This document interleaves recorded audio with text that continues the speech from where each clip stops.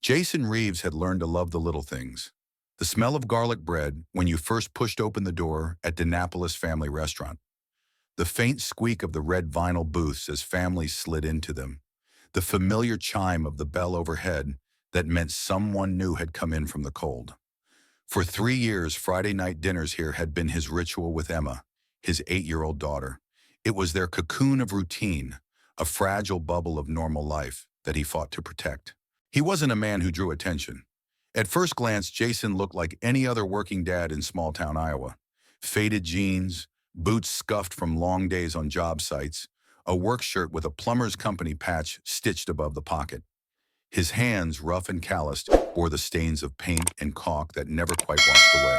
But those same hands could also braid a little girl's ponytail with gentle patience, or slice her pepperoni pizza into precise triangles so she wouldn't burn her mouth. "Daddy, is it too hot?" Emma asked, blowing across her plate.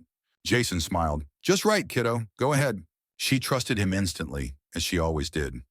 Emma had her mother's dark brown eyes, watchful, curious, unflinchingly honest. Every time she looked at him like that, Jason felt the past tugging at his chest. He swallowed it down. Tonight wasn't about the past. It was about pizza, crayons, and a little girl's seahorse coloring page. "Look," Emma said proudly, holding up the book. The seahorse's tail was now a swirl of bright blue and green. Jason's throat tightened. "Your mom would love that. Blue was her favorite color, remember? She always said you were her little artist."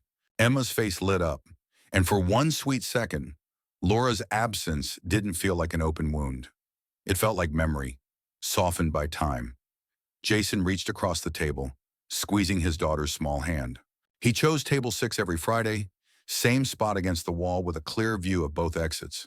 To Emma, it was just another one of Dad's quirks. To Jason, it was instinct, residual training from a life he didn't talk about. The life before plumbing, before Oak Ridge, before the only thing that mattered was raising his daughter without letting darkness touch her world. "Remember the rule?" he asked, half teasing. Emma grinned. "Always know where the exits are. Watch people's hands, not their faces." She recited it like a school lesson, then immediately went back to coloring. To her, it was a game.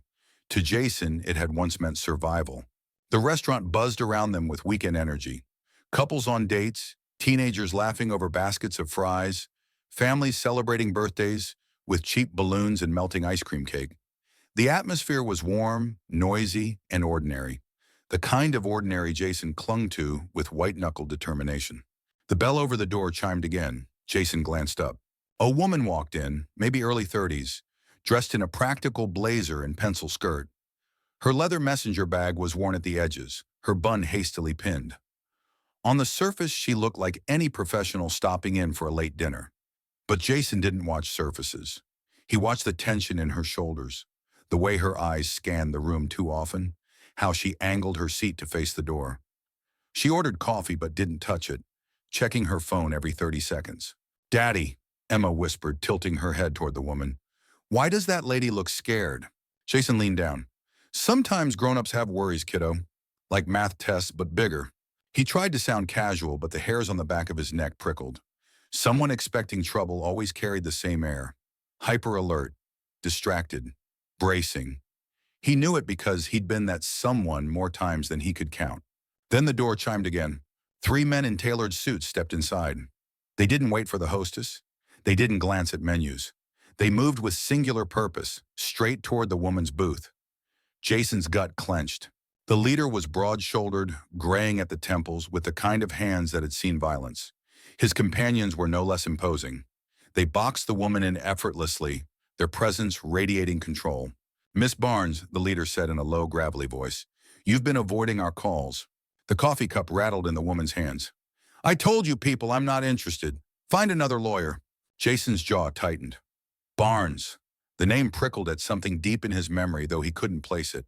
The leader slid into her booth, uninvited, while his men loomed over her. Their conversation was pitched low, but menace carried farther than volume. Jason didn't need to hear the words to understand the stakes. He felt Emma tug his sleeve. "Daddy," she whispered again, softer this time. "She looks like when I have nightmares, and you make the monsters go away." Her innocent observation pierced him sharper than any blade. Jason had promised himself that violence was behind him, that Emma would never see that side of her father. But sometimes protecting innocence meant stepping back into the shadows you thought you'd escaped. He set down his fork, slowly, quietly. "Stay here, Em," he said gently, brushing a strand of hair from her forehead. "Keep coloring." Her big eyes studied him, wiser than her years. "Be careful, Daddy." Jason stood, his chair scraping the tile floor. The sound cut through the restaurant chatter like a warning bell. The men at the booth barely noticed him yet, too focused on intimidation.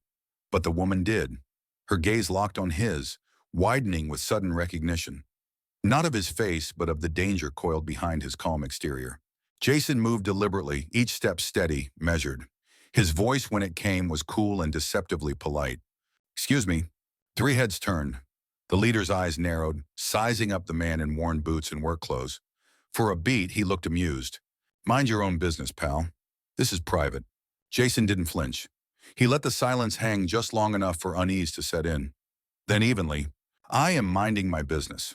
My business is making sure my daughter finishes her dinner in peace. Yours seems to be scaring people. That's a conflict of interest." Something in his tone, quiet steel wrapped in casual words, shifted the air. The leader stood, expecting the plumber to back down. Jason didn't move. 15 seconds later, the restaurant would never look at him the same way again. The restaurant had gone eerily still, like the moment right before a thunderstorm breaks. Conversations stalled mid-sentence. Forks froze halfway to mouths, and even the waitstaff hovered at the edge of the room, unsure whether to intervene or vanish. Jason Reeves stood just a few steps from the booth, his stance unassuming, but his presence electric. The leader, square jaw, broad frame, and arrogant posture, towered over him. He expected compliance. He expected the quiet plumber to shrink back into his seat. Instead, Jason's gaze was steady, unblinking, like a man who'd already measured every angle of the room and decided how this would end. "You don't know who you're talking to," the leader said, voice laced with practiced menace. Jason tilted his head slightly. His voice stayed calm, almost conversational. "I don't need to. I know what you're doing. And it stops now." The man smirked, gesturing lazily to his companions. "Teach our friend some manners." The first thug lunged forward, reaching for Jason's collar. Jason shifted smoothly, grabbing the man's wrist with precision. A sharp twist, crack. The sound of bones snapping ricocheted through the restaurant. Gasps erupted from nearby tables. Before the man could hit the ground, Jason pivoted. His elbow drove into the second thug's midsection with surgical force. The air rushed out of the man's lungs as he collapsed, clutching his chest. The third reached inside his jacket, fingers brushing something metallic. Jason's hand was already there, crushing his wrist until the weapon clattered harmlessly to the floor. A shove sent him stumbling backward into an empty table, cutlery scattering like startled birds. 15 seconds, that was all it took. Now silence. The kind of silence that weighed heavy on the chest, broken only by Emma's crayon scratching steadily against paper, as if none of this concerned her. Jason straightened, tugging at his shirt collar like a man brushing off a day's work. His eyes, however, never left the three men. The leader, cradling his shattered wrist, glared through gritted teeth. "This isn't over." Jason's reply was quiet, but each word landed like a hammer. "Yes, it is. You're going to leave. You're going to forget about her. And if I see you, or anyone like you, again in this town, we'll have another conversation. You won't enjoy it." The menace in his voice wasn't loud, wasn't theatrical. It was colder than that, controlled, deliberate. A promise. The leader faltered, just for a second, then gestured for his men to move. They limped toward the exit, their retreat an ugly shuffle of pain and humiliation. The bell above the door jingled innocuously as they slipped into the night. Jason let out a breath he hadn't realized he was holding. The adrenaline hummed in his veins, the part of him he'd tried to bury roaring awake. He turned, expecting fear in his daughter's eyes. Instead, Emma met him with calm, almost matter-of-fact pride. "My daddy was in the Navy," she announced to the room, her small voice carrying in the quiet. "He protected people from bad guys, like on TV, but real." Jason's chest ached at her words. To her, this was still simple. Monsters and heroes. But for him, every fight carried ghosts. Olivia Barnes sat frozen in her booth, hands trembling but eyes locked on him. Gratitude and confusion warred on her face, mixed with something else, recognition. She had seen what everyone else missed. Jason hadn't just fought. He'd executed. Controlled, efficient, lethal. "Thank you," she whispered, barely audible. But Jason caught it. He nodded once, already turning back to Emma. He sat, picking up her pizza again, slicing another neat triangle as if dismantling three men in public was nothing more than an inconvenient interruption to dinner. But the shift in the restaurant was undeniable. Patrons returned to their meals, though glances flicked toward Jason, whispers trailing in their wake. He could feel the weight of their stares. He'd been exposed. Emma's small hand reached across the table. "Daddy, are you okay?" Jason forced a smile. "I'm fine, sweetheart. Just making sure everyone gets to enjoy their dinner."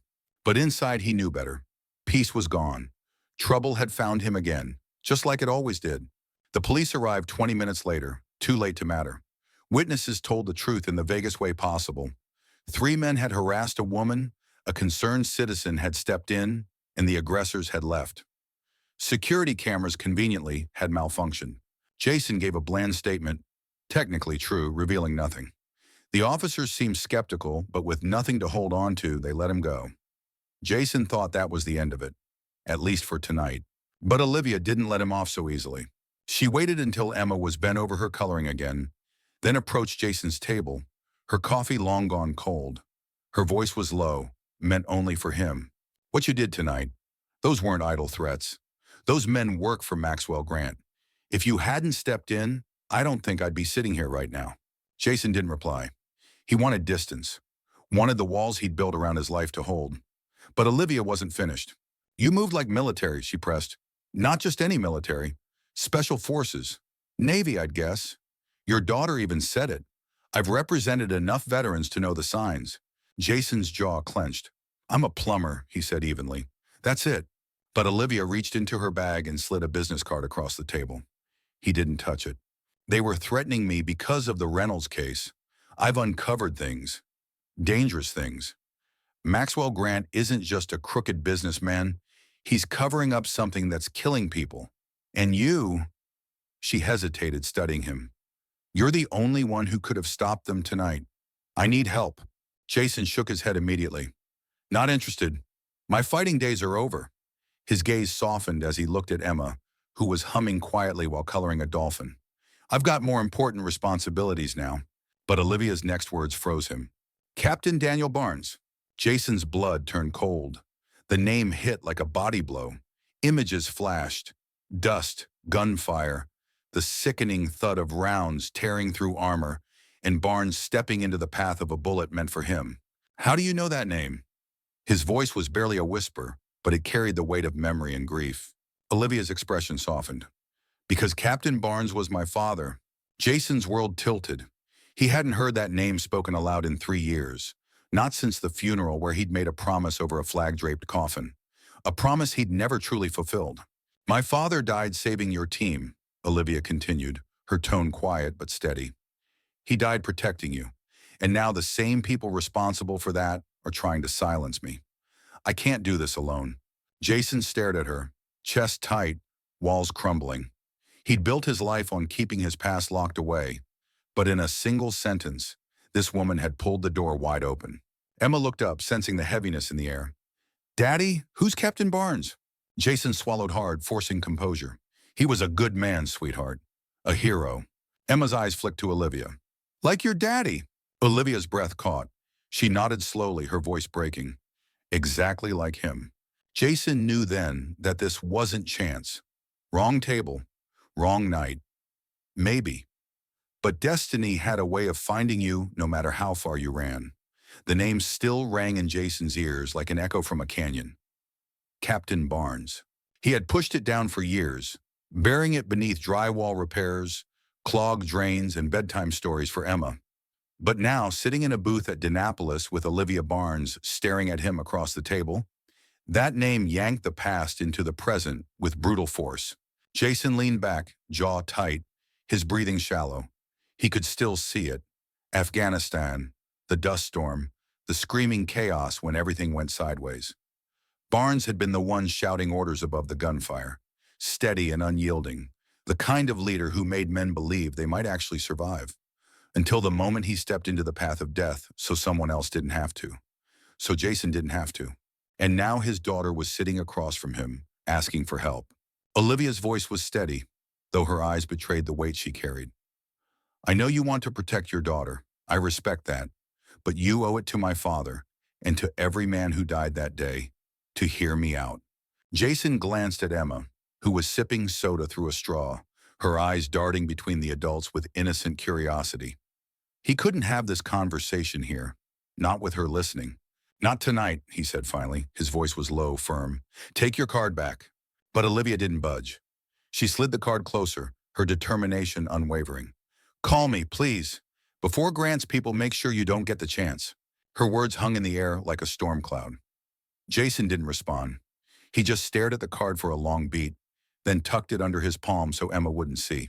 That night, back at their modest two-bedroom house on the edge of town, Jason tucked Emma into bed. She insisted on her usual routine. 2 stories, 1 lullaby. He obliged, his voice calm and steady, even as his thoughts churned like a whirlpool. When her eyes finally drifted shut, Jason lingered, brushing a strand of hair from her forehead. He whispered, almost to himself, You'll never know that world, Em. Not if I can help it. But deep down, he knew that world had already found them. Jason sat at the kitchen table, staring at Olivia's card. The name embossed in black ink, Olivia Barnes, attorney at law, felt heavier than it should. He traced the edges of the card with his thumb, remembering Barnes's booming laugh, the weight of his hand on Jason's shoulder. The last words he'd barked before everything went black. Reeves, you've got a daughter waiting for you. Don't you dare waste this. Jason poured himself a glass of water, though what he wanted was whiskey. He hadn't let himself drink since Laura's accident. Losing control was not an option. Not for him, not for Emma. The phone on the counter buzzed, unknown number. He didn't answer. It buzzed again, then again. He finally picked it up, his voice sharp. Yeah? Static. Then a low male voice, unfamiliar but deliberate. Mr. Reeves, we saw what you did tonight. Jason froze.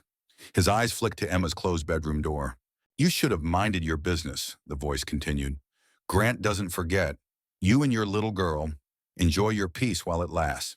The line went dead. Jason's pulse thundered. He set the phone down carefully, every muscle coiled tight. The shadows in the kitchen suddenly felt closer, heavier. He double-checked the locks, peeked through the blinds, then slipped his Glock 19 from the hidden case under the sink. He hadn't touched it in months, maybe years. The grip felt too natural, too right in his hand. The next morning, Jason dropped Emma off at school.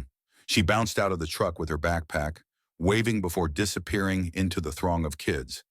He watched her until the doors closed, his chest tight with protective dread. Back in the cab, he pulled out Olivia's card. He didn't want to call, but silence was already dangerous. Grant's people knew his name now. He was in, whether he liked it or not. He dialed. Olivia answered on the first ring. Her voice was taut with relief. Jason? Meet me, he said flatly. Someplace quiet. They met at a diner on the far edge of town, the kind of place where truckers fueled up on burnt coffee and greasy eggs before hitting the interstate. The booths were cracked, the jukebox broken, but it was anonymous. That's what mattered. Olivia looked tired, dark circles under her eyes, but her posture was defiant. She slid a folder across the table. My father's death wasn't an accident, and neither were dozens of others. Grant Defense supplied faulty armor. Men died. Families were lied to. And when I started digging deeper, I found something worse. Jason opened the folder. Black and white photos, coroner's reports, internal memos stamped confidential. He scanned quickly, his jaw tightening. Words leapt out at him. Structural failure, toxic exposure, classified compound. This isn't just bad equipment, Olivia pressed. It's deliberate. They've been experimenting with something. They called it Project Ares. Jason looked up sharply. Project what? Olivia's eyes narrowed. You know the name? Jason didn't answer. He sifted through the papers again, his mind racing. He remembered whispered rumors in country, strange side effects among units using new gear, soldiers collapsing without explanation. He dismissed it then, too focused on survival. But here it was, spelled out in black and white. They killed my father because he was getting close to the truth, Olivia said. Her voice cracked, but her resolve didn't. And now they're coming for me.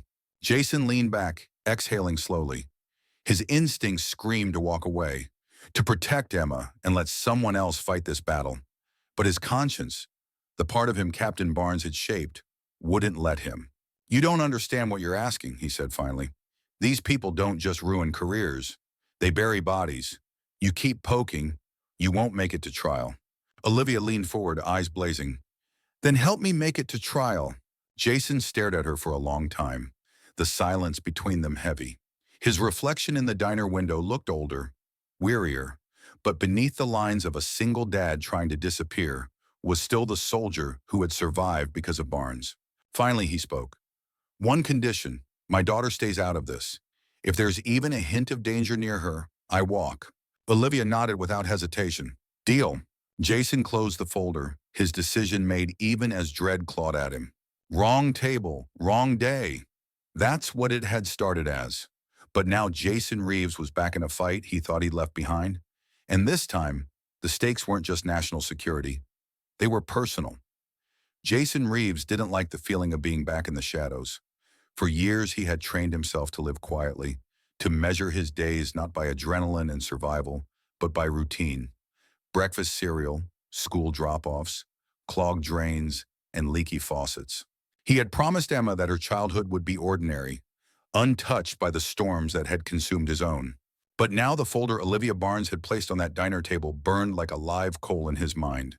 Project Ares, Captain Barnes, faulty armor, men dead, families lied to, and the man responsible, Maxwell Grant, still walking free in his polished shoes and designer suits, protected by money and power. Jason rubbed his hands over his face as he sat in his truck outside Emma's school, waiting for dismissal. His reflection in the rearview mirror looked tired, haunted. He wondered if Barnes would recognize him now, the soldier turned plumber, trying to keep his head down. The school doors opened. Kids spilled out, backpacks bouncing, voices high and bright. And then there she was, Emma, her ponytail lopsided, waving with both arms like he might miss her in the crowd. Jason felt the knot in his chest loosen as she climbed into the truck. "Daddy, you look serious," she said, studying him with those perceptive brown eyes that always seemed to see more than he wanted her to. Jason forced a smile. "Just thinking about work, kiddo." Emma tilted her head. "You mean pipes and drains? Or the kind of work you don't talk about?" His smile faltered. He hadn't realized how much she'd pieced together. She'd overheard more than he thought over the years. Hushed phone calls, nightmares that left him gasping at 3 a.m. The way he always checked the locks twice. Jason cleared his throat. "The first kind, the only kind that matters now." Emma didn't push, but her small hand slipped into his. And just like that, the war inside him grew louder. That evening after dinner, Jason sat at the kitchen table with Olivia's folder open again. The house was quiet, Emma in the living room humming along to a cartoon. Jason sifted through the documents with methodical precision. Memos signed by mid-level executives, field reports from military testing sites, photos of armor fractures that looked anything but accidental. One report in particular froze him. A squad in Helmand Province, same year he'd been deployed. 10 soldiers had collapsed within minutes of contact. Official cause, heat exhaustion. But Jason knew the terrain. He knew those men had been equipped with the new armor prototypes. And he knew heat exhaustion didn't fracture bone marrow or leave black lesions on lungs. His chest tightened as he turned the page. The commanding officer listed in the report was Captain Daniel Barnes. Jason slammed the folder shut, pressing the heels of his hands against his eyes. He could hear Barnes's voice again, urging them forward, steady in the chaos. And then that final moment, the one Jason replayed in nightmares. The captain stepping into the path of a bullet meant for him. Olivia's words echoed, "He died protecting you. Don't you think you owe him the truth?" Jason stood abruptly, pacing the kitchen. He wanted to throw the folder in the trash, to walk away. But the ghosts wouldn't let him. Not Barnes, not the men whose faces he couldn't forget. Later that night, Olivia came by. Jason had hesitated to call her, but she'd texted once. "I'm not safe in my apartment. Can we talk?" Against his better judgment, he agreed. She sat at his kitchen table now, hair loose, blazer draped over the chair. She looked more like a daughter mourning her father than a lawyer ready for battle. "I keep thinking about him," she admitted, her voice quiet. "The way he left every morning, the way he used to tell me, Olive, the world's ugly, but you've got to fight to make it better. I thought he meant in small ways. School, career, being a good person. But now, her throat tightened. Now I realize he meant this. Jason leaned against the counter, arms crossed. Your father believed in fighting the right fights, but he also believed in protecting his people. That's what he did for me. And that's what I'm trying to do for Emma. That's why I can't. Olivia cut him off. You can't walk away. You already stepped in. You already put yourself on their radar. They called you last night, didn't they? Jason's silence was answer enough. They won't stop, she continued, her eyes fierce. Not until you're either with them or buried. That's how Maxwell Grant operates. Jason's jaw tightened. He hated the truth in her words. From the living room came Emma's small voice. Daddy, can Olivia stay for hot chocolate? Both adults turned. Olivia managed a fragile smile. Jason closed his eyes for a moment, then sighed. Yeah, kiddo, hot chocolate it is. An hour later, when Emma was asleep, Jason and Olivia sat on the porch with steaming mugs. The night was crisp, the stars sharp against the dark sky. For a while, they didn't speak. Finally, Olivia said softly, Do you ever wonder why you survived and he didn't? Jason's grip on his mug tightened. Every day. She looked at him, eyes glistening. Then maybe this is why. Maybe you were spared because one day, you'd be the one to finish what he started. Jason stared out at the quiet street, the weight of her words pressing on him. He wanted to reject them. He wanted to insist his only purpose now was raising Emma. But deep down, a part of him knew Olivia was right. The past wasn't done with him. Barnes wasn't done with him. He set the mug down, his voice low but firm. If I do this, it's on my terms. I protect Emma first. Always. Olivia nodded. Always. Jason looked toward Emma's window, where the glow of her nightlight shone faintly. He thought about the promise he'd made over Barnes's coffin, about the men whose names were etched in his memory. And for the first time in years, he allowed himself to admit what he already knew. The fight was back, and there was no walking away. The drive out to Dr. Rachel Winter's house felt longer than it should have. The road stretched through bare cornfields, empty and silent under a slate-gray sky. Jason kept one hand on the wheel of his beat-up Ford, the other tapping restlessly against the gearshift. Beside him, Olivia sat with her father's old leather briefcase on her lap, clutching it like armor.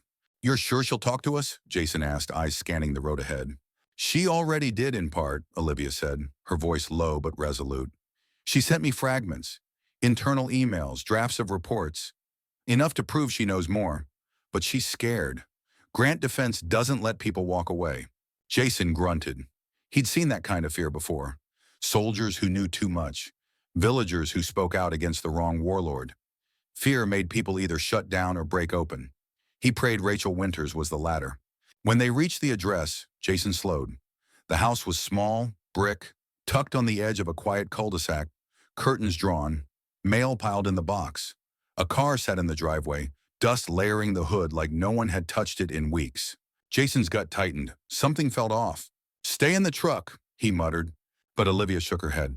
No, if she sees me, maybe she'll feel safer. Jason didn't argue further. He scanned the street, empty but too quiet, and led the way up the cracked walkway. His hand hovered near the Glock concealed at his hip, instincts sharp as razor wire. Olivia knocked. Silence. She knocked again, firmer. Finally, footsteps shuffled inside. The door creaked open an inch, a chain still latched. A woman's face appeared. Late 50s, hair pulled back in a loose bun, eyes wide and bloodshot. Olivia? It's me, Olivia said quickly. And this is Jason Reeves. He's someone I trust. Rachel Winters hesitated, then unlatched the chain and pulled them inside. The air smelled of stale coffee and fear. Stacks of papers covered the dining table. Medical journals mixed with manila folders. The curtains were closed tight, duct-taped at the edges. You shouldn't have come, Rachel whispered. Her hands trembled as she poured coffee into chipped mugs, spilling some on the table. They'll know. They always know. Jason leaned against the wall, watching her carefully. Every twitch, every nervous glance at the window screamed paranoia, but not unfounded paranoia. We need the truth, Olivia said gently. My father died because of what Grant was hiding. You worked inside the labs. You saw the data. Please. Rachel's eyes filled with tears. She collapsed into a chair, clutching a folder to her chest like it was a lifeline. It was never supposed to be this way. We thought we were saving lives. Stronger armor, better endurance, chemicals that would help soldiers survive. But it wasn't armor. It was poison. The compound they used, it doesn't protect. It burns from the inside. Bones weaken, organs shut down. And once the body breaks, there's no reversing it. Jason felt his stomach knot. He'd heard rumors in country. Guys collapsing without warning. Units pulled from combat quietly. Their records erased. He thought it was coincidence. Now he knew better. Rachel pushed the folder toward Olivia with shaking hands. Everything's in here. Test results, emails, even memos from Grant himself. He knew. He knew. And he signed off anyway, because the contracts were worth billions. Olivia opened the folder, scanning the dense print, her hands trembling. Her father's name appeared in one memo, circled in red ink. She choked back a sob. Jason crouched beside Rachel. Why now? Why give this to us? Her gaze darted toward the window. Because I'm next. 2 of my colleagues gone. Car accidents, heart attacks, all too neat. I know they're coming for me, but if you take this, maybe someone will finally listen. Jason placed a steady hand over hers. We'll protect it, I promise. For a flicker of a moment, Rachel seemed to calm. She almost smiled, but then her phone buzzed on the table. She glanced at the screen and went pale. They know, she whispered. Jason's instinct screamed. He stood instantly, scanning the windows, the back door. But before he could act, glass shattered in the kitchen. A brick flew in, scattering papers into the air. Rachel screamed. Jason shoved Olivia to the floor, pulling his weapon free in one smooth motion. Stay down, he barked. But the attack didn't continue. No gunfire, no footsteps, just silence, as if someone wanted to rattle them without finishing the job. Jason cursed under his breath. He peered outside. The street looked empty, but he could feel eyes on them. When he turned back, Rachel was trembling uncontrollably, clutching her chest. Her breath came ragged, shallow. Call 911, Olivia cried. Jason knelt, trying to steady her, but it was too late. Her body convulsed, then went still, her eyes wide with frozen terror. Olivia gasped, her face ashen. What just happened? Jason's mind raced. Poison.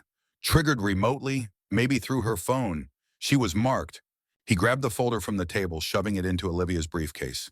His voice was urgent, steel hard. We need to move, now! Olivia's hands shook violently, but she obeyed. Jason ushered her out the back, cutting across yards, keeping low. The folder pressed against his side felt like a live grenade. By the time they reached the truck, Olivia was shaking so hard she could barely speak. She trusted us. And now she's... Jason slammed the door behind her, starting the engine. She gave us what she could. That's all that matters now. Olivia's voice broke, raw and trembling. All that matters? She's dead, Jason. She died because of this. Jason tightened his grip on the wheel. His jaw locked. She died because of Grant. Don't forget that, and don't waste it. We have her evidence now. We keep moving. The Ford roared onto the highway, taillights cutting through the dark. Behind them, the little brick house sat silent, a curtain flapping in the broken window.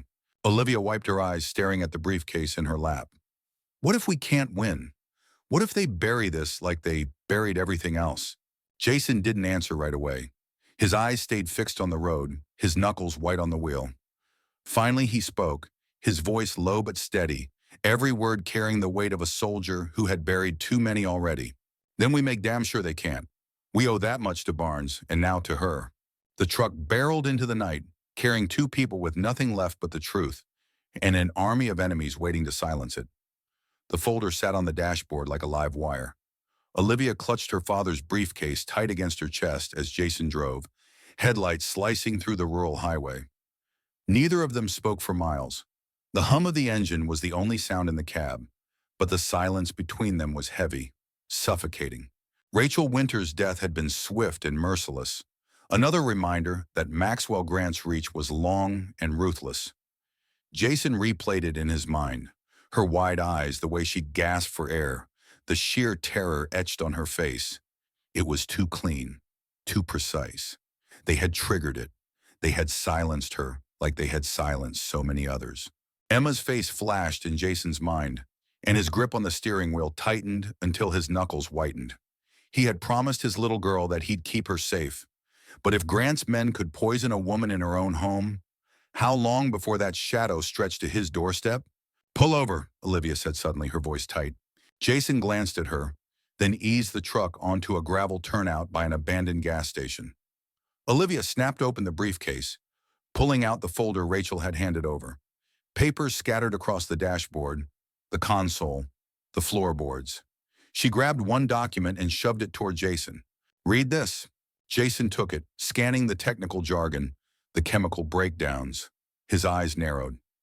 "This isn't just faulty armor. This is human experimentation," Olivia finished, her voice trembling with fury. Project Ares wasn't about protection at all. It was about enhancement. They engineered the armor to release microdoses of a compound under stress, something meant to dull pain, boost adrenaline, keep soldiers fighting longer. But the side effects? She shoved another report into his hand. Jason read aloud, his voice grim. "Neurological breakdown, organ failure, aggressive cancers within 12 months. He flipped the page, bile rising in his throat. 70% mortality rate within 3 years. Olivia's voice cracked, raw with grief. And they kept deploying it. They buried the reports. Families were told their loved ones died from heat stroke, from combat wounds, from bad luck. All while Grant's stock price soared. Jason exhaled slowly, leaning back against the seat. Memories surged like floodwaters. Men in his unit coughing up blood, a buddy who collapsed during a patrol, the inexplicable illnesses no one could explain. He had dismissed them as the chaos of war. Now he realized they were casualties of greed. His stomach churned. "Barnes knew." Olivia nodded, tears brimming. "He was getting too close. That's why he died. He wasn't just collateral damage. He was a target." Jason stared out the windshield, jaw tight. For years, he had carried guilt for surviving when Barnes hadn't.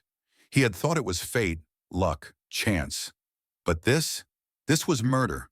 Cold, calculated murder. And Jason Reeves had just inherited the fight. They drove into the city, checking into a cheap roadside motel under fake names. Jason insisted on a corner room with a view of both exits. He set up quietly, methodically, chair against the door, blinds angled for sightlines, Glock cleaned and laid on the nightstand. Olivia spread Rachel's documents across the bed, her eyes scanning every page like she was starving for the truth. "Look at this," she said, pointing to a memo signed by Grant himself. They projected profit margins from prolonged conflicts if soldiers stayed in combat longer, even if it meant their health collapsed later. They literally put a dollar value on human lives. Jason's chest burned with fury. He had seen men die for their country. But dying for one man's stock portfolio? That was unforgivable. Olivia rubbed her temples, exhaustion etched into her face. Rachel called it poison. She was right. Project Ares is chemical warfare disguised as innovation. And now we're the only ones holding proof. Jason stood by the window, scanning the parking lot, every muscle coiled. Proof isn't enough. Not when Grant owns the people who are supposed to care. Judges, generals, politicians. You think they'll suddenly grow a conscience? Olivia's gaze hardened. Then we take it public. Media, whistleblower networks, veterans groups. If enough people see it, they can't bury it. Jason turned, meeting her eyes. "They'll bury us first." For a moment, neither spoke. The hum of a vending machine outside filled the silence. Finally, Olivia whispered, "Then why did you come this far?" Jason didn't answer right away. He thought of Barnes, of the men who had collapsed in the desert, of Rachel Winters gasping for air. And then he thought of Emma, coloring dolphins while chaos swirled around her. He wasn't in this because he wanted to be. He was in it because there was no choice left. "Because the ghosts don't leave," Jason said finally. His voice was quiet but carved in stone. "And maybe this time I get to put one to rest." Hours later, Olivia had fallen asleep at the desk, her head resting on folded arms. Jason stayed awake, watching the shadows crawl across the parking lot. At 2 a.m., a car pulled in, headlights sweeping the room. Jason's hand went instantly to his Glock, but the car idled for a minute, then drove away. Still, his pulse hammered. He knew they were being watched. He sat back down at the table, pulling one page closer. A bold heading caught his eye. Phase 2 trials. His blood ran cold as he read. Not only had Grant's company continued Project Ares, they were expanding it, testing compounds on prison populations, undocumented workers, anyone who couldn't fight back or who could be written off if things went wrong. The cruelty was staggering. Jason clenched the paper in his fist, fury coursing through him. This wasn't just a cover-up anymore. It was an ongoing crime against anyone vulnerable enough to be exploited. He looked at Olivia, sleeping fitfully, her father's ghost driving her as much as his own. He knew in that moment there was no turning back. He whispered to the empty room, to Barnes, to Rachel, to the nameless men and women who had suffered because of Project Ares. They think they built a monster they can control. They're wrong, because now they've got me. Jason Reeves wasn't just a father trying to survive anymore. He was a soldier again. And this war had only just begun. The morning sun barely cut through the thin motel curtains, but Jason was already awake, perched on the edge of the bed, with his Glock balanced across his lap. He hadn't slept. Couldn't. Every shadow outside the window had felt like a threat. Every engine that passed on the highway like a warning. Olivia stirred at the desk. Papers still spread around her like the wreckage of a storm. She blinked awake, her eyes swollen from restless sleep. "Did you stay up all night?" Jason shrugged, holstering the weapon. "Habit." Before Olivia could reply, a knock rattled the door. Sharp. 3 times. Jason was on his feet instantly, finger raised to silence her. He crossed to the peephole, every nerve screaming. The man standing outside made his stomach lurch. Broad shoulders, faded ball cap, a stance too familiar to mistake. "Tom Davis," Jason muttered under his breath. Olivia's eyes widened. "Who?" "Old teammate, SEAL days." Jason opened the door an inch, keeping the chain latched. "Tom." The man grinned, weathered face creasing. "Damn, Reeves. Still breathing after all these years." Jason studied him. Same build, same gravelly voice. But there was something different. An edge. A weariness that didn't belong to the man he once knew. "You gonna let me in, or do we have to reminisce in the parking lot?" Tom said. Jason hesitated, then unlatched the chain. Tom stepped inside, his boots heavy on the carpet. He gave Olivia a quick nod. "You must be Barnes's girl. Spitting image of your old man." Olivia stiffened, but Jason cut in. "How'd you find me?" Tom smirked. "Word travels, brother. When 3 goons end up humiliated at a family restaurant, people talk. I put the pieces together." He clapped Jason's shoulder, a little too hard. "And I knew if you were in it, it had to be big." Jason's eyes narrowed. "This isn't a reunion tour. Why are you here?" Tom's grin faded. He pulled a folded envelope from his jacket, tossing it onto the table. "Because I've been tracking Grant's operation myself, and you're walking into a meat grinder without backup." Olivia opened the envelope. Inside were photos. Men in suits entering warehouses, crates stenciled with Ares Phase 2, surveillance notes scrawled in Tom's messy handwriting. Jason scanned them, his jaw tight. "How deep are you?" "Deep enough to know Grant's setting up another shipment. Armor bound for the Middle East. Same poison, new labels. If you want to stop him, I can get you close." Olivia's eyes lit with cautious hope. "If that's true, we could expose him. Catch him in the act." Jason, though, wasn't convinced. Old habits screamed at him. "Nothing comes free." He leaned back, studying Tom's face. The man looked older, but there was a twitch in his eyes Jason didn't remember. "Why now?" Jason asked. "Why find me after all this time?" Tom smirked. "Because you're the only guy I trust to finish a fight. Always were." Jason didn't reply. Trust was a currency he no longer dealt in. But Olivia's desperate expression pulled him forward. They needed a lead, and Tom had just dropped one in their lap. That night, the 3 of them drove to a decaying industrial park on the edge of town. Tom guided them with confidence, pointing out cameras, guard rotations, the blind spots only a trained eye would notice. From the cover of a rusted fence, Jason and Olivia watched a convoy of black SUVs back up to a warehouse bay. Men in suits supervised as forklifts loaded crates stenciled with property of Grant Defense. Olivia whispered, "If we can get photos, videos, this could prove distribution." Jason nodded grimly. "Tom, cover us." They slipped closer, crouching behind a stack of pallets. Jason lifted his phone, snapping quick shots. License plates, faces, crate markings. Olivia filmed quietly, her hands shaking but steady enough to capture evidence. Then Tom's voice crackled through the earpiece he'd insisted they wear. Heads up, patrol moving your way. You've got 30 seconds. Jason pulled Olivia back into the shadows just as two guards strolled past, cigarettes glowing in the dark. The men laughed about something trivial, oblivious to the danger just feet away. Jason's heart pounded, not from fear, but from the rush of slipping into old patterns. Infiltration, observation, survival. When the guards moved on, Jason exhaled. We got what we need. Let's move. They retreated the way they came, sliding into the truck without incident. For the first time in weeks, Jason felt a flicker of momentum. But as he pulled onto the road, headlights flared in the rearview mirror. A black SUV, then another. Olivia's voice tightened. They're following us. Jason pressed harder on the gas, weaving through back streets. The SUVs stayed glued to them. He snarled, Tom, what the hell? But when he glanced at the passenger seat where Tom should have been, it was empty. Jason's blood ran cold. Where is he? Olivia gasped. Jason's mind raced. Tom had slipped out during the retreat, vanishing without a sound. And now the convoy behind them wasn't coincidence. He set us up, Jason growled.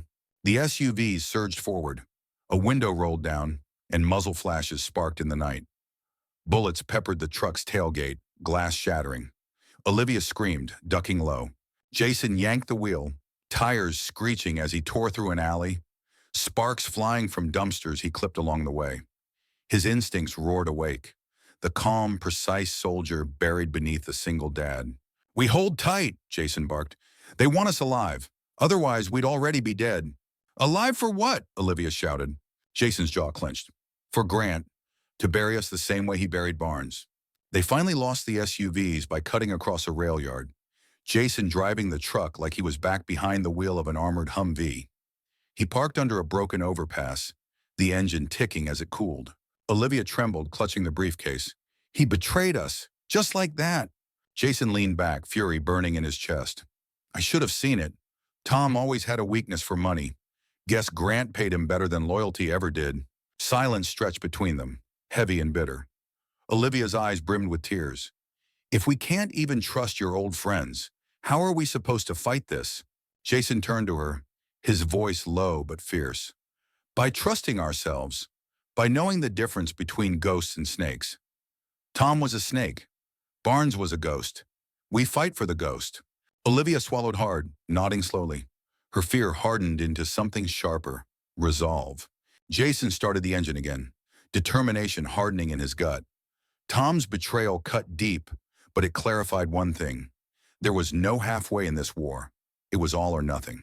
And Jason Reeves was done running. The safe house was nothing more than an abandoned hunting cabin tucked deep in the Iowa woods, but for now it was all Jason could offer. He parked the battered Ford under a canopy of trees, killed the engine, and sat in silence, listening to the ticks of cooling metal. Beside him, Olivia clutched the briefcase like it was the last fragile bone in her body. Her face was pale, streaked with exhaustion, but her eyes burned with a determination Jason recognized. The same look Barnes had carried when everything was falling apart, and he still pressed forward. Jason finally spoke. Grant's reach is wider than we thought. He's not just selling poison overseas. He's built a machine that feeds on our own people. Olivia opened the briefcase and spread papers across the cracked wooden table inside the cabin. Jason lit an old oil lamp, its flicker casting long shadows. The documents looked like puzzle pieces, jagged but forming a picture too ugly to deny. Phase 2 trials, Olivia said, her voice trembling. They didn't just use soldiers anymore. They used prisoners, undocumented workers, even homeless veterans. People nobody would notice if they died. Jason scanned the memos, his chest tightening. Prisons signed contracts. Private facilities handed over inmates for rehabilitation programs. It's human testing, plain and simple. Olivia jabbed her finger at a signature on one of the contracts. And look at this. Senator Whitaker. He signed off on federal funding for expansion. Grant bought him outright. Jason's jaw clenched. He remembered Whitaker from his time in service, a politician who visited bases for photo ops, shaking hands with young soldiers while cameras flashed. Now his name was inked on papers condemning those same soldiers to early graves. Olivia flipped another page, her voice breaking. This isn't just corruption, it's systemic.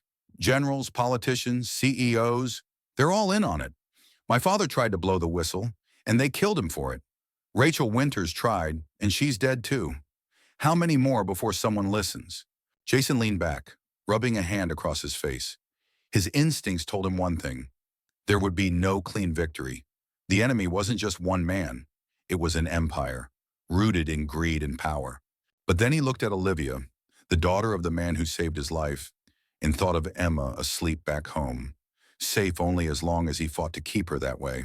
We can't bring the whole system down, Jason admitted.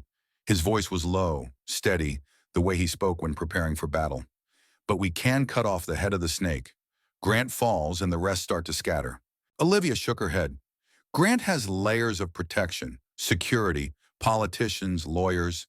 Taking him down means exposing every dirty secret in one shot. If we only wound him, he'll bury us, and the truth, with money and lawyers. Jason paced the room, every muscle tight, his mind calculating. Then we don't wound him. We bleed him out in daylight. Evidence, witnesses, his own words on tape. Make it so public no one can bury it. Olivia exhaled shakily, a mix of fear and hope. Do you really think that's possible? Jason met her eyes, his own hardened by years of combat. Barnes thought the impossible was worth dying for. I'm not about to dishonor that. The next day, Jason made calls he swore he'd never make again. Old contacts from his Navy days, men who had traded uniforms for quiet lives. Some didn't answer. Some hung up. But a few, just enough, listened. By evening, a burner phone buzzed on the cabin table. A raspy voice came through. Reeves, it's Hank. You don't know how much heat you're stirring, but I've got something for you. Meet me at the freight yard midnight, alone. Jason clicked off. He could feel Olivia's eyes on him. This could be another setup, she said. It probably is, Jason admitted, but it's also our only shot. The freight yard smelled of rust and diesel, the air thick with the groan of idle trains. Jason moved like a shadow, Glock at his side. Olivia stayed back in the truck, her hand clenched around her father's briefcase. Hank emerged from the dark, older, heavier, but still carrying himself like the Marine he'd once been. He handed Jason a small flash drive. Inside are recordings, board meetings, Grant's voice talking about acceptable losses, names of senators, generals, CEOs. If this gets out, the man is finished. Jason studied him. Why give this to me? Because I'm dying, Hank said flatly. Stage 4. VA won't cover the treatment. Guess what armor I was wearing when I got sick? Ares. I've got nothing left to lose. But maybe you do. Jason felt the weight of the flash drive in his palm. Proof. The kind of proof even Grant's lawyers couldn't smother. But before he could respond, headlights flared across the yard. Black SUVs rolled in, engines growling. Jason swore under his breath, shoving the drive into his pocket. Run, Hank rasped. Jason raised his Glock, firing at the approaching vehicles as doors slammed open and armed men spilled out. Muzzle flashes lit the night, bullets sparking off steel rails. Jason moved with lethal precision, dropping one guard with a shot to the leg, another with a crack across the skull from a steel pipe. But there were too many. Hank shoved Jason hard. Go! Get the girl out! Jason hesitated, then saw the grim finality in Hank's eyes. A man with nothing left but one last fight. Jason turned and sprinted back to the truck, bullets ricocheting around him. Olivia yanked the passenger door open as he dove inside. Tires screeched, gravel spraying as the Ford roared out of the yard. Behind them, Hank's lone figure stood firing into the dark until the SUVs swallowed him whole. Back at the cabin, Olivia slammed the briefcase shut, her face pale. We can't keep running, Jason. Every time someone helps us, they die. My father, Rachel, now Hank. How many more before it's us? Jason leaned against the wall, chest heaving, the flash drive burning in his pocket. They're dead because they believed the truth was worth more than fear. That's the fight we inherited. And as long as Grant keeps breathing, more names will join the list. Olivia's eyes filled with tears. So what do we do? Jason straightened, his voice calm but unyielding. We go after him. No more shadows, no more running. We put the evidence where the whole world can see it, and we finish this. Olivia wiped her eyes, nodding slowly. Then we'd better be ready, because once we do, there's no going back. Jason looked out the window at the black Iowa night, every instinct honed for what was coming. His ghosts were no longer whispers. They were marching. And in the distance, he could already see the shape of the final battle. The courthouse steps were crawling with reporters. Cameras clicked like machine gun fire. Microphones extended on long poles. Voices barking questions into the humid morning air. Jason Reeves pulled the bill of his cap low as he stepped out of the beat-up Ford. Beside him, Olivia clutched her father's briefcase tight, knuckles white. Inside that case was the flash drive Hank had died for. Inside it were the contracts, the recordings, the emails, all the proof of Project Ares. Today they weren't hiding it anymore. Today they were walking straight into daylight. Jason's pulse hammered, not from fear of bullets or ambush, but from the weight of what this moment meant for Barnes, for Rachel, for Hank, for every soldier who had carried poison armor onto a battlefield believing it would keep them alive. "Are you ready?" Olivia asked, her voice shaky but determined. Jason nodded once. No turning back. They pushed through the crowd, flashes blinding, questions flying. "Who are you? What evidence do you have? Are you accusing Grant Defense?" Jason didn't answer. Not yet. The courtroom would be their battlefield now. Inside, the air conditioning hummed, cold and sterile. They were escorted to a secure conference room by 2 U.S. Marshals who had been briefed in advance. Jason scanned their faces, looking for cracks, signs of betrayal, but saw only professional focus. For once, maybe, they were safe. A government attorney, lean and sharp-eyed, slid the flash drive into a laptop. He watched the screen intently as audio crackled to life. Maxwell Grant's voice filled the room, smug and careless.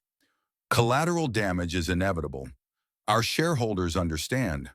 If 70% don't make it, that still leaves 30% who fight longer. That's value. That's profit." The attorney's jaw clenched. He looked at Olivia. "This is damning. But if we move, Grant's lawyers will bury us in injunctions.